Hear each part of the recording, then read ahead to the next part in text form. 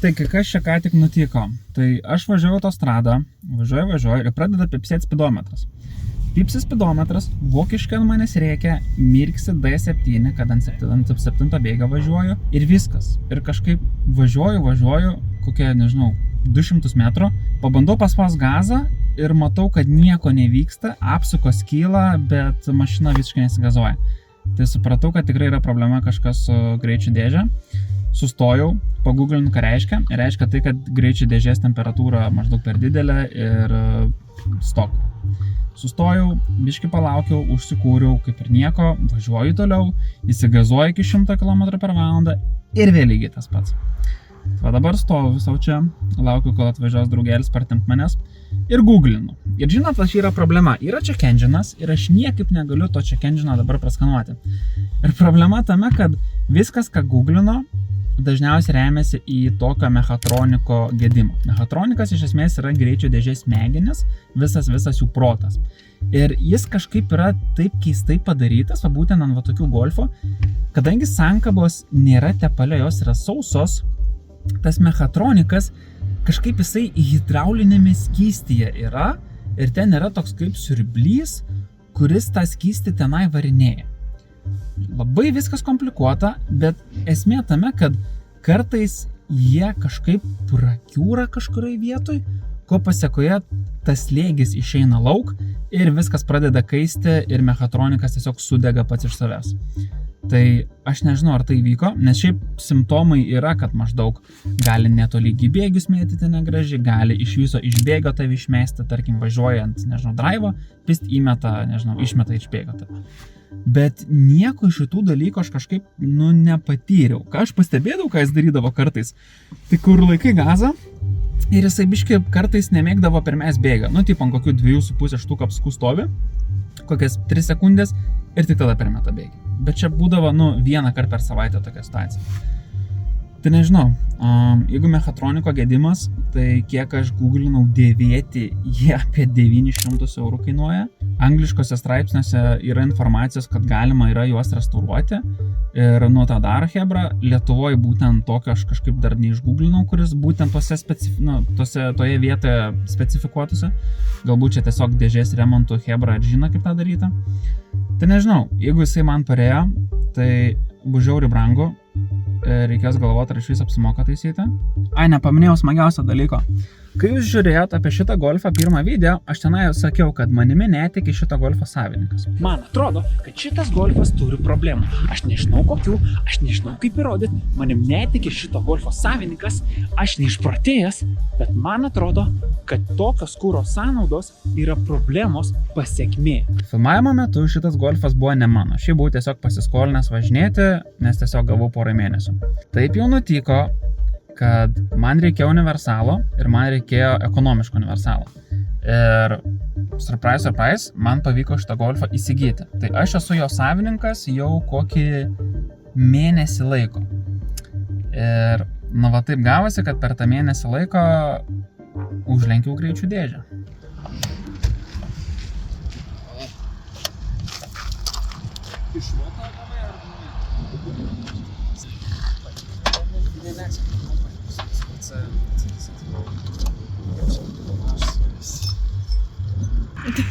Netinka.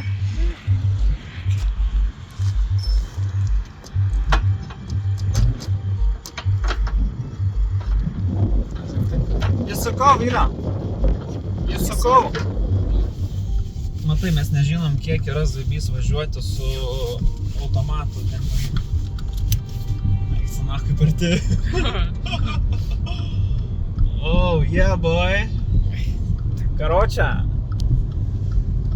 Viliaus pagalba kelyje. Dabar mano darbas yra iš esmės, kiek įmanoma važiuoti tiesiai pagal jį. Nes šita standžioji viltis ten turi labai nedaug, žinai, va tų tokių, tipo, kaip tu gali mėtytas. Tai bus fūra, vaido, reikia. Eik tu, nachai. Gerai, Hebra, jeigu labai norit, atsidarom Patreoną. Syks atramotkę ir sumeskit man, blėt, kad aš turėčiau važiuojančią mašiną. For fuck's sake.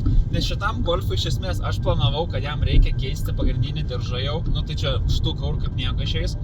Tada važiuoklė barška, dabar dėžė sugedo, Lexuse reikalingos padangos, nes mano naujas klybina vairą, kaip ir turbūt aiškinau kažkurai daly jau, ar gal neaiškinau. Kažkurai daly kalbėsiu apie tai. Visi draugiškai susimetam 10 euriuko. ne, ką iš jų. Jo, bet čia nieko nepadarys, nes čia yra tas standi vilktis ir va taip veikia tiesiog. Taip. Tai gerai, kad netroso, nes matai, su trosu negalima važiuoti. Jau autostradą, tai all good. Aš čia taip lėtai. Matai, pasvyliu irgi greičių dėžė biškį pabaigą, tai aš tikiuosi, kad nebus mums dvigubos problemos, kad nereikia, žinai. Galima 3 step. Nemanau, bet gali būt, kad reikės. Pasimsim Lexusą, RX-ą ir temsim 3 mašinas.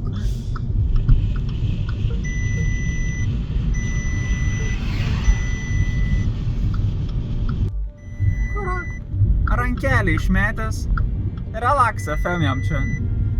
Įlins ketvirtadienis, karočiui, įlins pasivažinėjimus tempiant mašiną.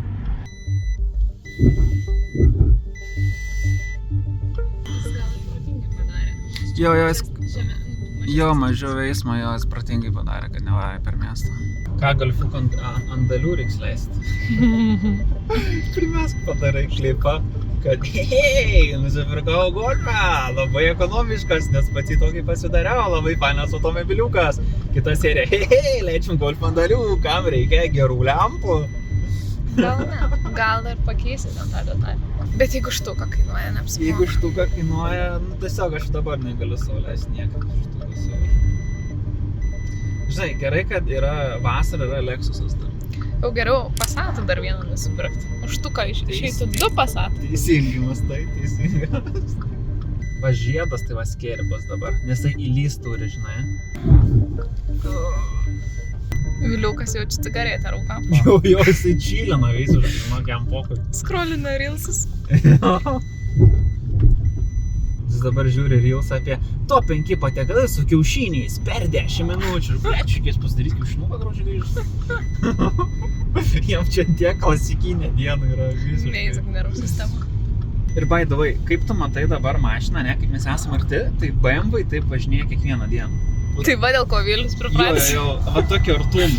Kiekvieną dieną taip važinėja. Jiem čia būtų normalus atstumas, žinai.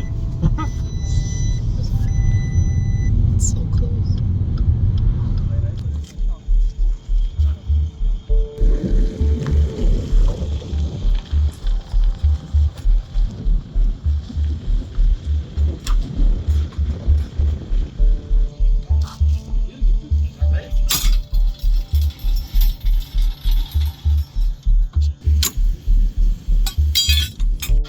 Nu va, padarėm greitą praskanavimą. Tai esmė tame, kad turi būti maksimaliai pressure 60 barų tam mechatronike. Žemiausias turi būti KEM 2 barai, yra minus 0,30 barų. Ta prasme, šitas skaičius turėtų būti tarp KEM 2 ir 60 ir jis yra minuse. Ką tai reiškia? Kad būtent tas, ką kalbėjau, tas blokas yra kiauras. Mechatronikas yra, nu jam pizda.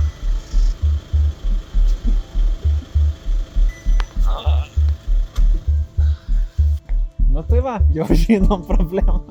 Tai va, tokia trumpa turbūt veiksmų seka ir buvo šitą mašiną, nes dabar dar padariau keletą testų būtent su kompiuteriu pažiūrėti tam tikrus valdymo blokus. Tai esmė tame, kad elektra iki to mechatroniko ateina, bet pas mane mechatronikas, nu ta detalė, iš jo jau nieks nebeišeina, jis yra visiškai miręs. Pagal mane visa šita situacija ir vyko taip, aš važiavau autostradą, kaip visada, ir šitas mašinas turi tokią lygą, kad įtrunka tokia aliuminė sienelė, kažkoks šūdas, ko pasiekoje dingsta visas slėgis toje, nežinau, mini bačkoje. Rodas vadinasi akumuliatorinė kažkokia talpa. Nu žodžiu, įtrūko. Ko pasiekoje tenai nebeišėjo slėgiui susidaryti ir tas siurblys, kuris pakelia slėgį, jisai be perstojo dirbo tam, kad tą slėgį kelti. Ir mašina yra padaryta taip, kad jeigu 2 minutės tas siurblys dirba be perstojo, jisai yra atjungiamas tam, kad neperkaistų ir mašina supranta, kad tikrai yra kažkur gedimas ir problema, ko pasiekoje man pradėjo viskas pipsėti ir aš praradau gazą ir visą kitą. Kadangi yra įtrūkis ir tas, nežinau, ar ten skystis ar kas, jisai pažeidė elektroniką, ko pasiekoje dabar aš užkūrus mašiną iš karto pipsi, kad yra elektros problema greičių dėžėje. Tai viskas yra, šitie du dalykai pagrindiniai yra susiję, bet realiai iškepė mechatroniko plokštės, paprastai tariant, greičių dėžės smegenys mirė. Tiek mechaniškai, tiek elektroniškai. Nežinau, remontas turbūt bus 1000, o gal 2000 eurų. Problema tokia, kad aš tokių babkių dabar neturiu. Man biški neina su darbais, man biški neina su užsakymais, tai aš toks, nežinau. Kita vertus, pašnekam biškai apie šitą golfą. Tai čia yra 6 golfas, kurį jūs puikiai matėte iš mano video. Aš jį pasiėmiau, važinėjau ir aš turėjau su jo problemą, kad jisai valgo per daug kuro. Man atrodė, kad tas kuro valgymas yra, neturėtų toks būti, jisai turėtų būti žymiai mažesnis. Ir aš su juo daug žaidžiau ir žodžiu įrodžiau savo tiesą ir actually jisai dabar valgo 90 kelyje maždaug 4,5. Mieste, tai yra autostradai valgo maždaug 5,5, mieste 6,5. Tikrai labai ekonomiškas prie tokių dizelio kainų. Tada aš gavau galimybę įsigyti ir aš įsigijau. Nes man iš esmės dizeliai man patinka, kad jis yra ekonomiškas, universalas ir viską turi. Jis turi klimato kontrolę, jis turi automatą, kas šiaip aš labiau mechaną mėgstu, bet it's fun. Ir jis yra simple. Čia viskas yra paprasta. Ir tada man gaunas labai faina, nes aš, tarkim, darbams galiu naudoti golfą, o, nežinau, važiuoti, tarkim, kitą miestą, jeigu aš turiu kokių užsakymų, kur nereikia man, nežinau, universalo, aš važiuoju su Lexusu. Plius pas mane dažnai būna, kad, aš turiu prasukti daug kilometrų per vieną dieną, tai Lexusas tam yra, uoga. Ir man šita dviejų mašinų kombinacija labai patinka, nes viena yra toks darbinis arkliukas ekonomiškas, o kitas yra galingas, patogus sedanas, kuris irgi ekonomiškas dėl dujų. Tai dabar, po mėnesio realiai laiko, gal net 2 šito golfo turėjimo, atsiranda toks gedimas, blemba, aš jo parduoti nenoriu, man jisai patinka. Man nuoširdžiai labai patinka. Tarsi, aš su juo važinėju ir, aфиgeną mašiną. Ko daugiau reikia iš mašinos, kurios darbas yra tampyti tavo šikną. Žinai? Jis viską turi, ko man reikia. Man patinka jo spalva.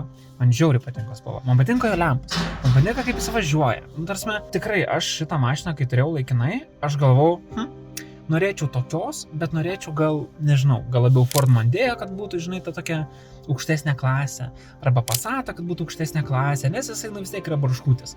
Ir dabar, kai atsiranda šitas gedimas, jį parduoti, blemba, su mechatroniko gedimu, jis nieko nevertas yra. Šitie golfai šiaip jie nėra labai verti. Tarsi, gražus variantai jie 3000 eurų kainuoja. Tai nėra tokie dideli pinigai už tai, aš manau, kiek tu gauni šitos mašinos. Jį leist ant dalių, baigt. Dėl tokios problemos, greičių dėžė gera, variklis geras. Jis ir leist ant dalių dabar dėl tokio gedimo. Žodžiu, man turbūt reiks pagalvoti. Kitu atveju golfą aš išvis, main naudojimas jo yra žiemą, nes aš žiemą Lexusą pastatau garažą, kuris stovi ir laukia vasaros. Jo, aš Lexusą naudodavau žiemom, bet kadangi jis labai pūna, tai aš jo stengiuosi dabar žiemą nenaudoti. Tai kitas dalykas būtų per vasarą pataupyti pinigų, tiesiog golfą pastatyti kažkur ir tada turbūt vasaros pabaigoje arba rudenį nuvežti jį kažkam remontuoti, nes galbūt tu turėsiu pinigų. Iki to laiko važinėti su Lexusu, kas nėra blogai, bet man trūksta to universalo labai. Ir tada galbūt susitvarkyti jį žiemą, prieš žiemą. Šiaip jam ir diržą pagrindinį reikia keisti. Žinau, kad šitą mašiną neneša tiek smagumo žiūrėti kontentą su ja, kaip tarkim Lexusas, ar antras Golfas, ar Passatas, bet man jinai neša džiaugsmą. Tikrai labai fainas automobilis. Aišku, man kyla mintis, reikia parduoti, gal nusipirkti B2 Passatą, nes kaip tik man Instagramą buvo neseniai nusiuntę vieną linką, kur B2 Passatas yra, kokią aš ir norėjau. Bet, blemba, būkim realistiškai. Jeigu mašiną naudoji darbiniam reikmėm, tu nori, kad tai turėtų kondicionierių, tu nori, kad tai būtų autopilotas, tu nori, kad, tiesiog, tarnautų tau ir nebūtų kaip papildomas, galvos skausmas. Tai Passatą reikia turėti for funsies, kaip antrą mašiną arba trečią mašiną. Bet šitą Golfiuką reikia turėti kaip, pirmą, antrą mašiną, Žodžiu, nežinau, kur šitas video nueis. Aš manau, kad čia bus tiesiog trumpas update'as apie šitą mašiną. Kadangi sprendimas bus priimtas tikrai, kažkokie veiksmai bus atlikti, manau, ne dabar, o vėliau, tai turbūt šitą video pamatysit pakankamai anksti, nes šiaip aš mėgstu užsidėlėjant su klipais, bet kadangi tokia stacija. Tai va, linkiu, kad jūsų mašinoms taip nebūtų, kad važiuotumėt saugiai ir kaip visada, palieku su šmykštuku. Aš jūs labai myliu ir iki kitų kartų.